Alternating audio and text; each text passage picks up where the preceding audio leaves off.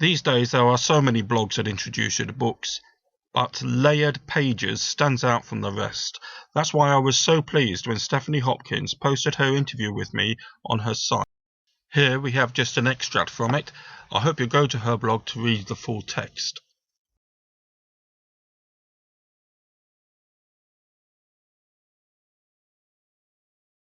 I had already published 8 Timber Dick mysteries, so I wanted to break out a little. I began by writing a backstory for one of the minor Timber Dick characters, but Peggy's character developed so quickly and so unexpectedly that she soon grabbed my enthusiasm. The book became hers. Initially, I wanted to base the story in the Hampshire village where I grew up, Stubbington. But that didn't work out because I kept picturing the location as being on a hillside with a It's a murder story set in an English village in the time of the general strike.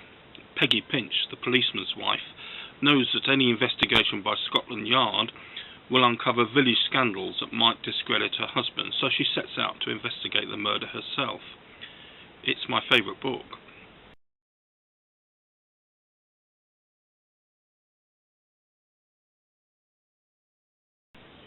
Peggy Pinch is set in 1926, so it's on the margins of being a historical novel. And the challenge for all historical fiction is to try and use the research properly. The story and the characters should come first, and the research should do no more than underpin them. I remember someone once told me that if I used more than 10% of my research, I was using too much. I like to think that I'm as careful as I can be in getting the little details right, but my books do provoke some lovely debates on nostalgia, and I always join in.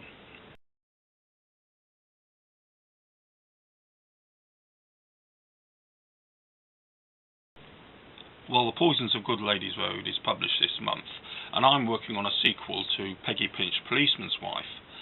I've got to that stage about 30,000 words, where it's obvious that I need to do a lot of rewriting before I can take it forward. Although this part of the process can seem like hard work, it's also very stimulating, because the characters and the storyline becomes a lot sharper. Some of the minor characters won't make the cut, some of the subplots will be lost, but by Christmas I know that it will begin to look something like the book I had in mind when I started, and that's very satisfying.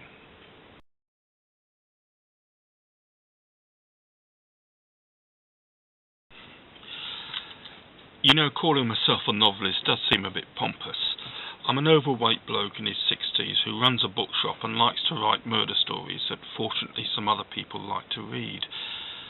Some people have been very kind about my books, but I know they've said things that really I can't live up to. Because I can always be found in my shop, people do travel quite some distance to meet me.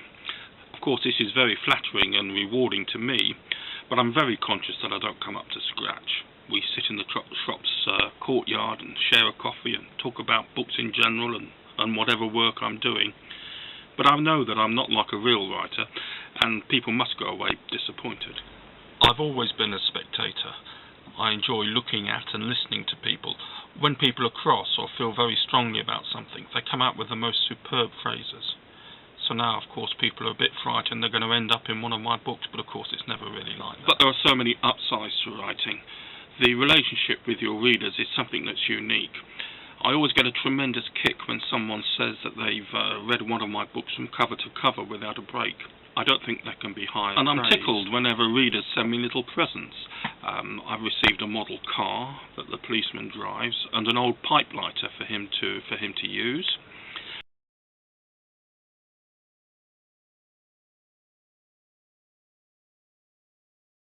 Very often snatches of conversation. These can be things remembered from long ago, or they can be snippets of conversations overheard in the street. On other occasions, just one particular phrase seems to describe a scene just right. Timber Dick's first case was like that. It really did grow out of the first sentence.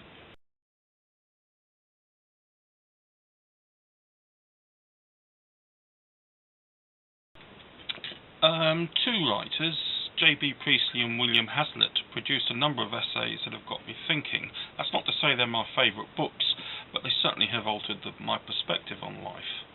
My favourite reading at the moment is the detective novels of Cyril Hare.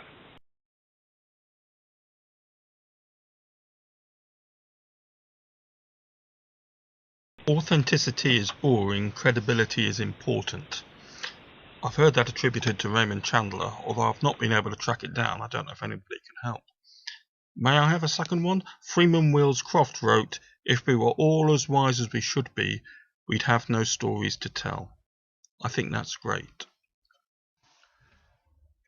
About.me/Malcolm.Noble lists the other websites that I'm connected to.